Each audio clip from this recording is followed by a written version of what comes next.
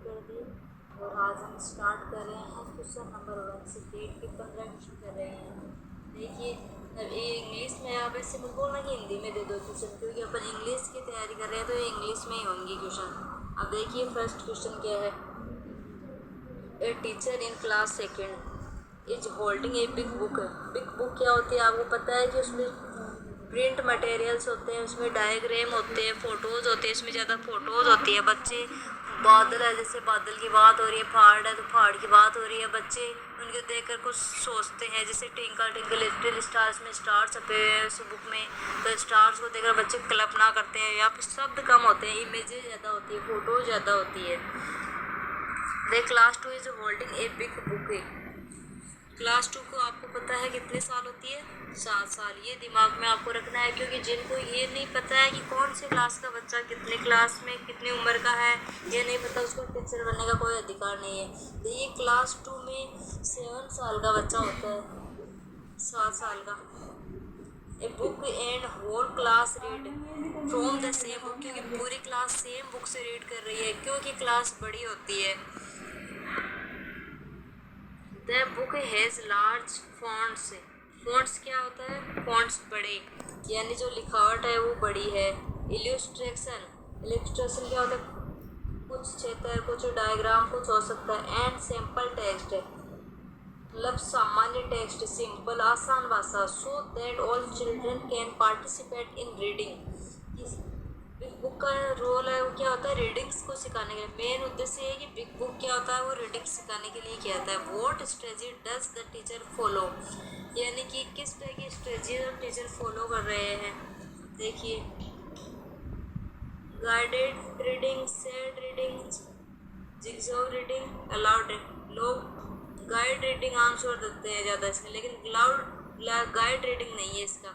Jigsaw reading भी नहीं है, अलाउड रीडिंग भी नहीं है, क्योंकि डिफरेंट चीज़ें होती है। ग्रुप में भी हो सकती है, सिंगल भी हो सकते हैं, अलग अलग प्रकार से रीडिंग कर सकते हैं, इसलिए अलाउड रीडिंग ज़रूरी नहीं है। इसमें होगा शेयर रीडिंग। क्या होगी? Share reading. जैसे निपुण, निपुण ग्रेड 3 तक शेयर रीडिंग इसका होगा। अब आगे देखिए दूसरा क्वेश्चन।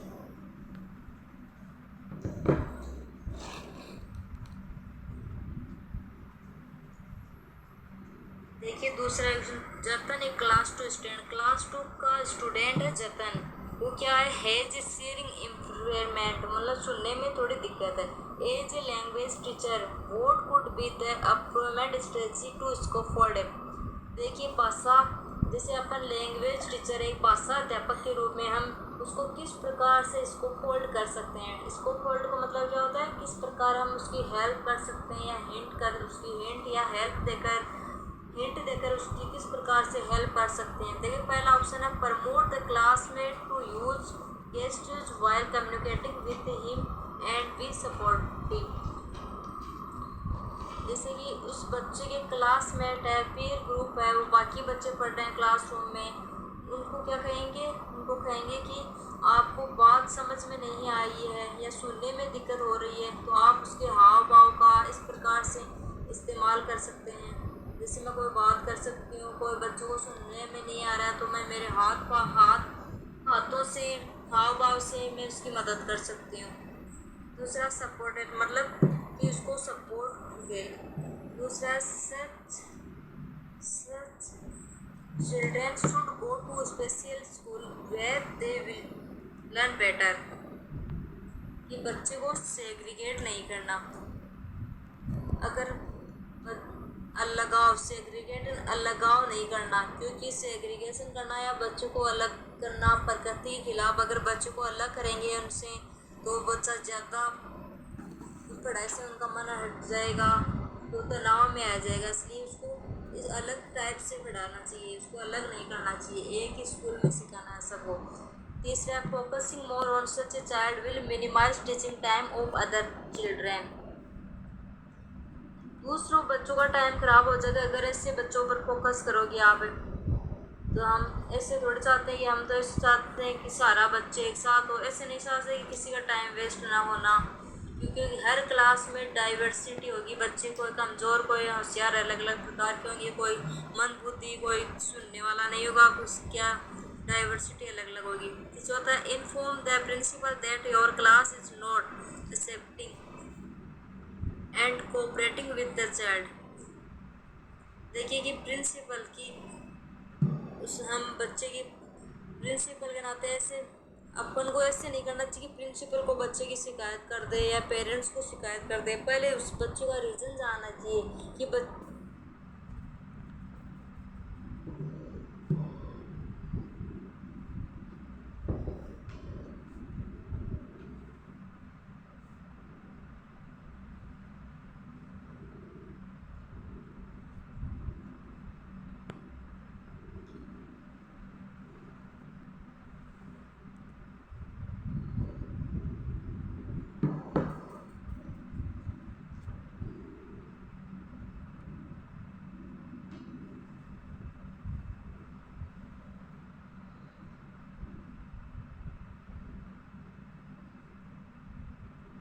सब्सक्राइब नहीं कर दे। पहले उस बच्चे का रीज़न जानना चाहिए कि बच्चे में किस वजह से पढ़ाई से मन भटक रहा है। ये ऑप्शन सारे गलत है। इसमें सिर्फ फर्स्ट ऑप्शन है जो बच्चे के हित में सपोर्ट के लिए, जैसे promote the classmate the youth gestures while communicating with him and be supportive. लगे क्लासमेट भी बच्चे को सपोर्ट कर सकते हैं समझाने के लिए या कम्युनिकेट करने के लिए, संप्रेषण या बातचीत के लिए सपोर्टिव है बच्चे को समझाने में। इस प्रकार से इसका ए ऑप्शन होगा। राइट आंसर क्या होगा? ए। अब देखिए तीसरा सवाल जो आजकल CTP CTET वगैरह सब में ये क्वेश्चन आने लगा है। ये थोड़ा टफ क्वेश्चन है, सबको टफ लगता है लेकिन ये हर एग्जाम में आता है ये क्वेश्चन। अजरेशन यानी खतन की हम बात करें, देखिए रीजन की हम बात करेंगे। खतन अजरेशन यानी खतन की बात करेंगे और रीजन यानी कारण की बात करें। कोई भी क्वेश्चन आ जाए और हमने जो कॉन्सेप्ट पढ़ा है उनको पक्का रखना है अपन को। देखिए खतन क्या है? पहला, early literacy is what children noun about reading and writing before they read और राइट।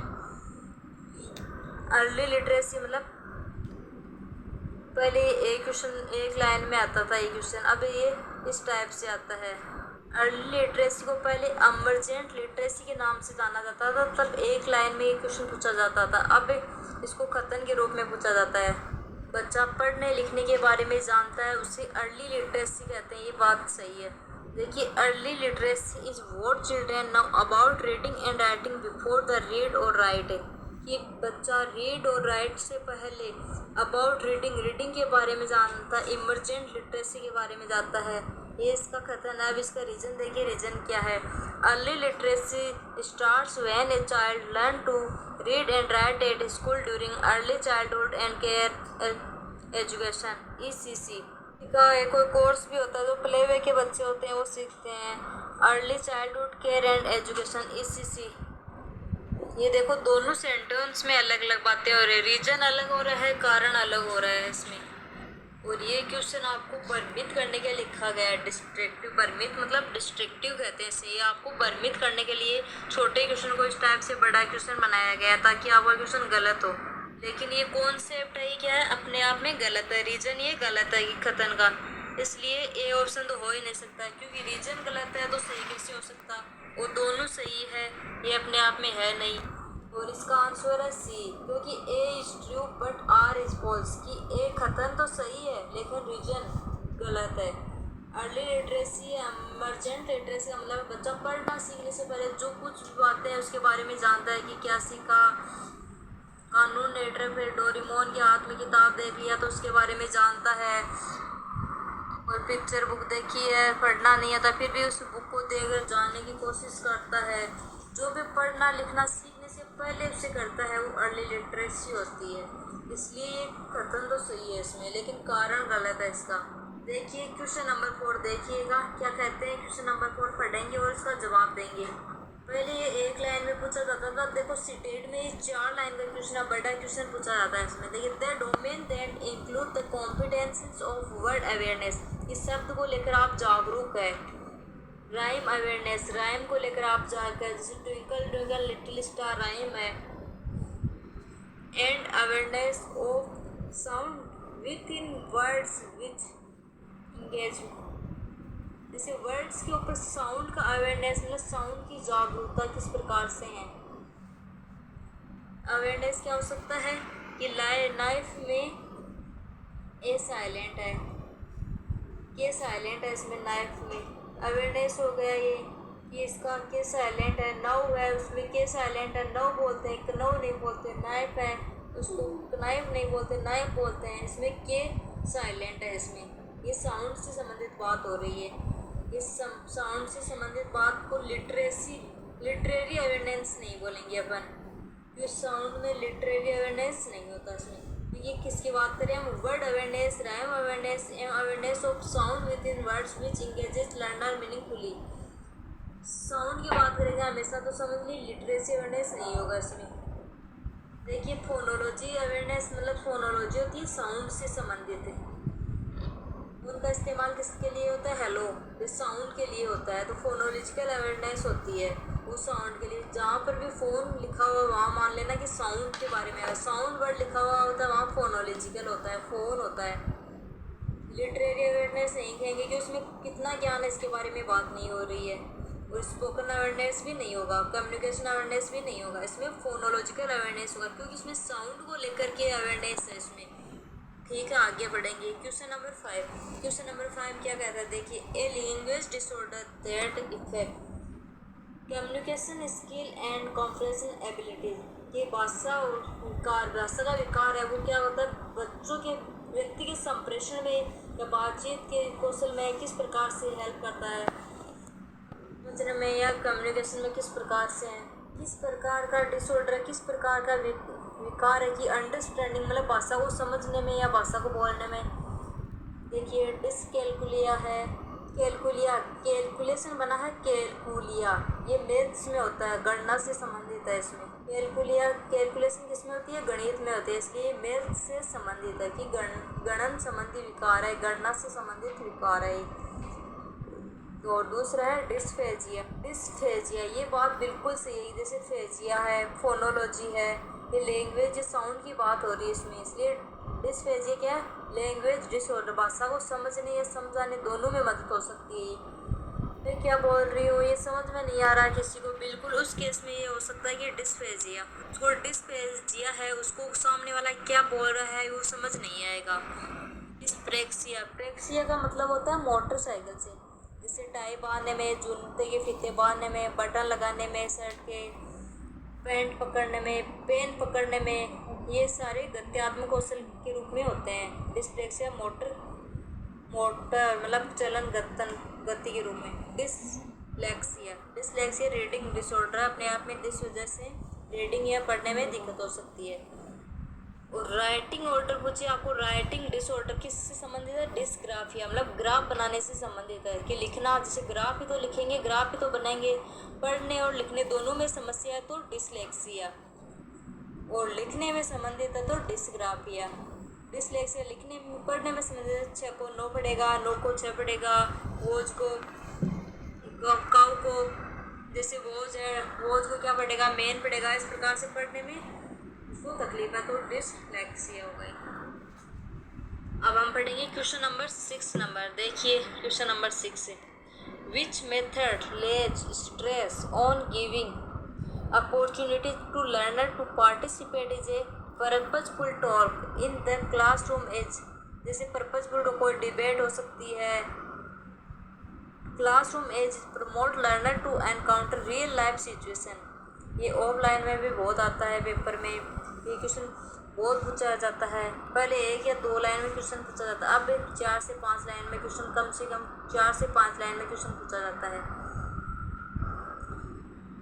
रियल लाइफ सिचुएशन के बारे में पूछा है कि communicating language CLT, communicating language teaching है, ये रियल लाइफ में होता है सिचुएशन, रियल लाइफ सिचुएशन में। जैसे कोई गलती कर रहा है कोई तो उसको बीच में रोक लेगा, तो ये कम्युनिकेटिंग लैंग्वेज टीचिंग बोलते हैं। इसका आंसर कम्युनिकेटिंग लैंग्वेज टीचिंग होगा, यानी कि कम्युनिकेशन के माध्यम से लैंग्वेज को पढ़ाया जा रहा है। और ग्रामर ट्रांसलेशन मेथड, ये तो ट्रेडिशनल मेथड है, ओल्डेस्ट मेथड है, इसको क्लासिकल मेथड भी कहते हैं। इसमें मदर टंग में ट्रांसलेशन की बात होगी। जैसे हमको इंग्लिश पढ़ते हैं उसमें पहले ग्रामर पढ़ेंगे फिर इंग्लिश पढ़ेंगे, इस प्रकार से ये ग्रामर ट्रांसलेशन मेथड का उदाहरण है। और सी ऑप्शन है बाइलिंगुअल मेथड, मतलब दोनों लैंग्वेज को मिक्स करके पढ़ाने की। ऑडियो लिंगुअल मेथड की कोई भाषा को सुना सुनाकर उसको ऑडियो लिंगुअल मेथड के द्वारा उसके दिमाग में बिठाई जाती है। ये इसका आंसर होगा CLT, कम्युनिकेटिंग लैंग्वेज टीचिंग। अब एक क्वेश्चन नंबर 7 देखिए, ये स्कैनिंग जब से सीटेट स्टार्ट हुई तब से स्कैनिंग का क्वेश्चन पूछा जाता है। Scanning is mean for finding out. Scanning का मतलब क्या है कि किस चीज़ को फाइंड आउट करने के लिए, किस चीज़ की खोज के लिए स्कैनिंग होता है। स्कैनिंग और दूसरा एक वर्ड होता है स्कीमिंग, जिसमें हम फंसते हैं कि स्कैनिंग का मतलब लोग इसमें फर्स्ट आंसर दे रहे हैं लेकिन फर्स्ट आंसर नहीं हुआ। इसमें स्कैनिंग का मतलब a specific item of peace of information, कि हम कोई यात्रा में जा रहे हैं, हवाई जहाज में जान के लोग अपन को स्कैन करता है वहाँ। स्कैन का मतलब वहाँ कोई चीज़ पकड़ में आती है कि इसमें जैसे अपन एग्ज़ाम देते हैं तो अपन स्कैन करते हैं, वहाँ पे स्कैनिंग में कोई भी कुछ भी क्या चीज़ छुपा रखी है वो पकड़ में आ जाती है। रीज़न क्या है, इसमें स्पेसिफिक आइटम मिल जाता है। जैसे हम QR कोड स्कैन करते हैं तो वो भी स्पेसिफिक आइटम है, क्योंकि जब तक QR मैच नहीं होता तब तक वो ऑन नहीं होता। ये ओपिनियन अदर के बारे में नहीं है, डिफ़िकल्ट वर्ड्स को स्कैनिंग नहीं कहते। और इसमें द सेंट्रल आइडिया, ये स्कीमिंग का एग्जांपल है कि स्कीमिंग पूछा जाता तब होता है सेंट्रल आइडिया। समरी की बात होती, सार की बात होती तब होता, लेकिन इसमें स्कैनिंग की बात की जा रही है तो अगर समरी की या कोई सार की बात होती है तब फिर सेंट्रल आइडिया होता है। जैसे कोई पैराग्राफ है, पैराग्राफ को देखकर या कोई 3 घंटे की मूवी देखकर उसका सार या समरी के रूप में इसको बताया जाए, वो होता है स्कीमिंग। कोई डिक्शनरी में कोई मीनिंग ढूंढ रहे हैं, उसका अर्थ ढूंढ रहे हैं, वो स्कैनिंग का पार्ट है। अब देखिए 8वां question, a teacher believe that development of language is continuation of general cognitive development, यानी भाषा का विकास, डेवलपमेंट ऑफ लैंग्वेज भाषा का कंटिन्यूएशन ऑफ जनरल की संज्ञानात्मक विकास, संज्ञानात्मक के रूप में हुआ है। देखिए कॉग्निटिव डेवलपमेंट है संज्ञानात्मक विकास, भाषा का संज्ञानात्मक विकास किसने, जीन पियाजे ने। ये जीन पियाजे कह रहे हैं कॉग्निटिव डेवलपमेंट की, कॉग्निटिव के बारे में ये जीन, कॉग्निटिव डेवलपमेंट के बारे में भाषा जीन पियाजे ने। कॉग्निटिव शब्द है, ये कॉग्निटिव लैंग्वेज है तो समझ लेना ये जीन पियाजे है, जीन पियाजे ने कहा है। और वाइगोत्स्की क्या कहते हैं कि लैंग्वेज सिर्फ कॉग्निटिव डेवलपमेंट हुआ, ये लेव वाइगोत्स्की कहते हैं। कॉग्निटिव लैंग्वेज है वो तो जीन पियाजे बोलते हैं, और लैंग्वेज कॉग्निटिव है वो लेव वाइगोत्स्की कहते हैं। स्टेफन क्रेसन और BF स्किनर इसका होगा नहीं। आंसर पियाजे की बात है। कॉग्निटिव डेवलपमेंट मतलब पियाजे, लर्निंग से डेवलपमेंट होता है वो वाइगोत्स्की, और कॉग्निटिव लैंग्वेज होती है वो जीन पियाजे। अब देखिए question number 9, grammar translation method. ये क्वेश्चन बहुत बार पूछा जाता है। Grammar translation method, grammar translation method of teaching language focuses on, grammar translation method of teaching language focuses on की ग्रामर ट्रांसलेशन मेथड में कि हिंदी को इंग्लिश में ट्रांसलेट करके हिंदी को, और इंग्लिश को हिंदी में ट्रांसलेट करके और हिंदी को इंग्लिश में ट्रांसलेट करके ये मेथड बताती है ग्रामर ट्रांसलेशन मेथड। देखिए ट्रांसलेट करके हम समझाने में कोई दिक्कत नहीं होती क्योंकि सिलेबस सेम होता है। उसको हिंदी को इंग्लिश में ट्रांसलेट करते हैं, इंग्लिश को हिंदी में कर देते हैं ग्रामर ट्रांसलेशन में। देखिए language use and main focus, ये लैंग्वेज यानी भाषा को कौन से मेन फोकस पर यूज करते हैं इसको। ये कौन सा मेथड है, डायरेक्ट मेथड है, ये प्रत्यक्ष विधि है कि इसमें मेन फोकस है एक लैंग्वेज पर। इसमें इंग्लिश है तो इंग्लिश ही यूज करेंगे, हिंदी यूज नहीं करेंगे, ये डायरेक्ट लैंग्वेज। दूसरा फॉर्म फोकस टीचिंग। ये लोग इसका चौथा आंसर देते हैं, चौथा आंसर नहीं होगा। Strengthening the pronunciation while learning, क्योंकि इसमें प्रोनाउंस मतलब उच्चारण की इसमें दिक्कत होती है, ये कुछ इसका नहीं होगा क्योंकि इसमें उच्चारण करने में बैंड बच जाती है लोगों की, कि यहाँ तक लैंग्वेज को बोलने का मौका नहीं मिलता, इसमें प्रोनाउंसिएशन करने का मौका नहीं मिलता है। इसमें ग्रामर बहुत अच्छी हो सकती है फिर भी स्पोकन लैंग्वेज में दिक्कत होती है। Meaning focus teaching, meaning focus में होता है लेकिन उससे भी ज़्यादा है फॉर्म फोकस टीचिंग, इसमें ज़्यादा इम्पोर्टेंट है फॉर्म फोकस टीचिंग। इसमें आज का आंसर होगा form focus teaching, B answer इसका सही उत्तर है, ना कि डी आंसर होगा इसका। अब आगे बढ़ते हैं क्वेश्चन नंबर 10। देखिए क्वेश्चन नंबर 10 क्या कहता है कि which on the following is not the characteristic of remedial teaching, कि उपचारात्मक शिक्षण की विशेषता कौन सी नहीं है, इनमें से बताइएगा। डायग्नोस्टिक टेस्ट होता है, इसमें तो पहले अपन निदान करते हैं उसका, फिर रिमेडियल टीचिंग होती है, उपचार करते हैं। इसका मतलब DR से याद रखना है कि पहले डायग्नोसिस करते हैं फिर कारण का पता लगाते हैं। और देखिए पहला ऑप्शन है it can be use to improving language skill की लैंग्वेज में इम्प्रूव होना चाहिए। I can be use rectify particular problem area की कोई को प्रॉब्लम एरिया हो रहा है तो उसको एक्स्ट्रा क्लास दे देनी चाहिए, भी सही है। To be carried out after the identification of problem and challenge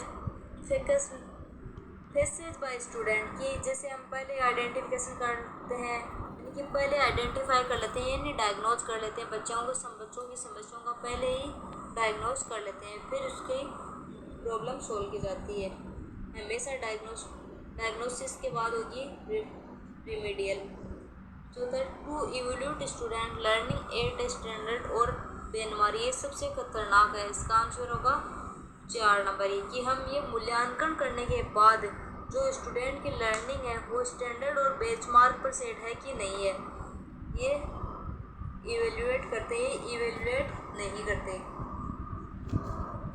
ये स्टैंडर्ड और बेंचमार्क के अकॉर्डिंग है या नहीं, इवोल्यूशन में हो जाएगा। इसका तीनों ऑप्शन सही है, इसका डी आंसर होगा कि डी ये आंसर ही इसका, ये बात ही गलत है। देखिए 11वां question which one the following is not true about multilanguage की बहुभाषिता के बारे में कौन सी बात नहीं कही गई है। It emphasis a smooth transition between the home and school language, it help in ensuring the every child attain great specific skill to attain proficiency कि सब बच्चे एक दूसरे की भाषा सीख जाए। It help ensure that children all children learn each other language spoken in the class की सब बच्चे एक ही भाषा सीख जाए, ये भी गलत है, ये भी सही। अगर ये multilingual children have greater cognitive flexibility and perform academically better than monoling, यानी कि मल्टीलिंगुअल बच्चे होंगे वो ज़्यादा अच्छे से कर पाएंगे कि एकेडमिक बच्चों से। पहला ऑप्शन में स्मूथ ट्रांसलेशन मतलब इसको अजनबी नहीं होगा ये भाषा ट्रांसलेशन करने में होम एंड स्कूल लैंग्वेज में। और दूसरा है ये इसमें थोड़ा डाउट है दूसरे में। देखिए attain grade specific skill to attain proficiency, हर बच्चा स्पेसिफिक स्किल को अचीव कर ले ताकि वो मास्टर बन जाए, यही इसका उद्देश्य है। इसमें चौथे में देखिए मोनोलिंगुअल का मतलब होता है सिंगल भाषा में, कि मल्टीलिंगुअल चिल्ड्रन होता है इसकी अनेक भाषाएं होती है, इसको सोचने की समझने की क्षमता ज़्यादा होती है बजाय इसके एक भाषा की।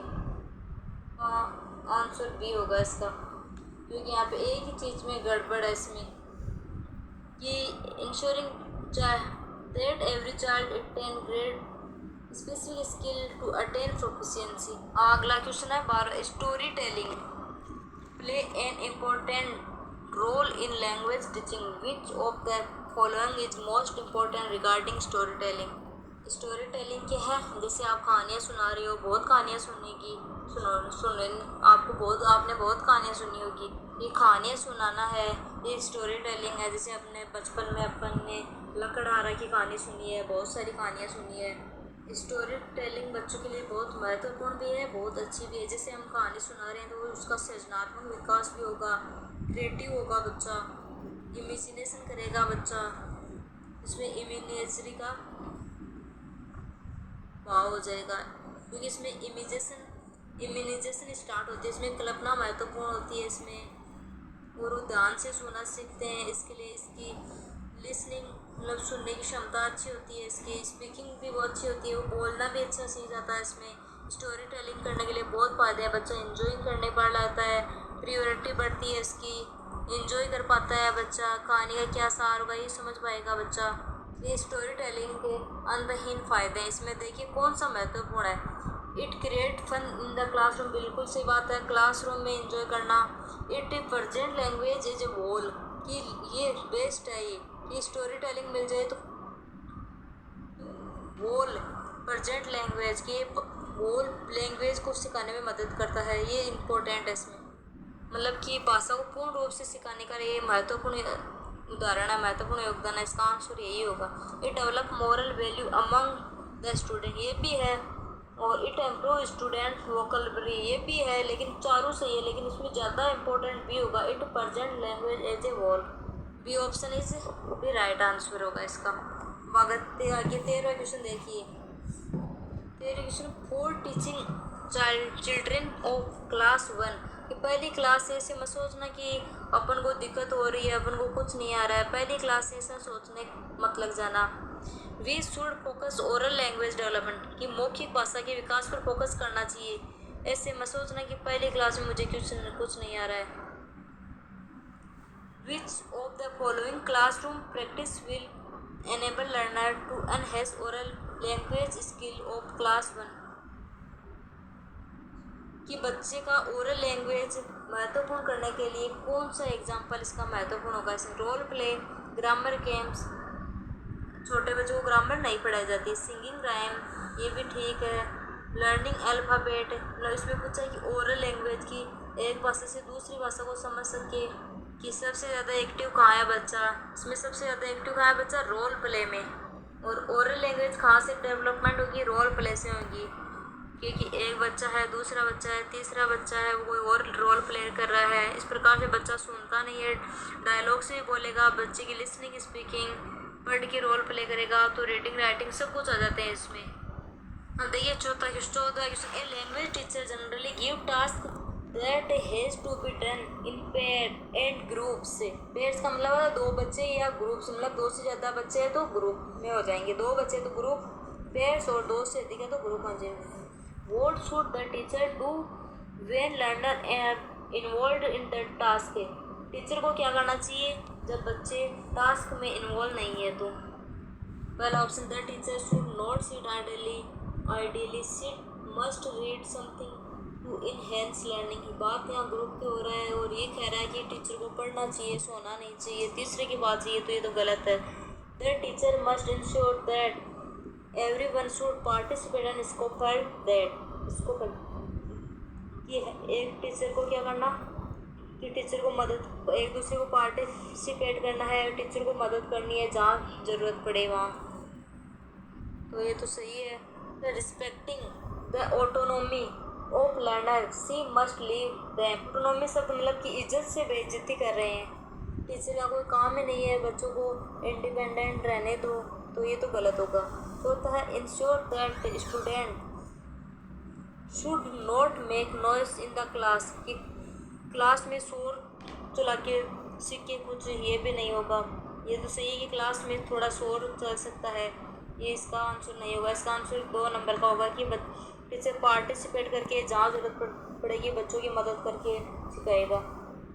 अब देखिए लास्ट सवाल है आज का 15वां। At primary level a teacher generally motivate learner of drawing age. Primary मतलब 1 से 5 वर्ष तक के बच्चा की टीचर किस प्रकार से मोटिवेट करता है बच्चे को कि ड्राइंग करने के लिए किस प्रकार से प्रोत्साहित करेगा बच्चे को टीचर। देखिए पहला, चिल्ड्रेन लव ड्राइंग की बच्चों को प्यार है ड्राइंग से तो घर पे कर ले। It develop gross motor skill की अच्छा रीज़न होना चाहिए सीखने के लिए कि बच्चों को कभी चॉकलेट से प्यार हुआ, कभी किसी तो ऐसे नहीं है, वो सारे काम होंगे। It develop gross motor skill, ऐसे थोड़ी बच्चे एंजॉइंग रहे, इससे बेटर आंसर भी हो सकता है इसमें। It develop gross motor skill से कि ड्राइंग से ग्रोस मोटर स्किल डेवलप होती है, ये तो नहीं। मोटर यानी बड़ी मांसपेशियाँ, ये तो नहीं होंगी, यानी कि हाथ पैर से टांगों से अपन थोड़ी ड्राइंग करते हैं। तीसरा, it will help them to be artist, ये भी नहीं होगा। चौथा, it strengthen their grip and control on pencils, बच्चा पेंसिल पकड़ेगा, स्केच पकड़ेगा, उससे उसकी ग्रिप अच्छी होगी, उसके ग्रिप में बेहतर होगी, यानी ग्रिप यानी पकड़ना बेहतर होगी, वो पेंसिल पर कंट्रोल बनेगा। वो इस प्रकार से जैसे हम सिखाते थे पहले टेस्ट कर देते थे बचपन में, और बच्चा उसे फिर कंट्रोल डेवलप की तरफ से पेन को संभालते हुए उसको वापस से इसके ऊपर लिखता है। इस प्रकार से उसका मतलब पेन पे कंट्रोल होता है, उसको लिखना सब कुछ आ जाता है। इस प्रकार हमने ये 15 क्वेश्चन पढ़े हैं। और अगर आपने चैनल को लाइक और सब्सक्राइब नहीं किया है तो लाइक और सब्सक्राइब करना। Thank you.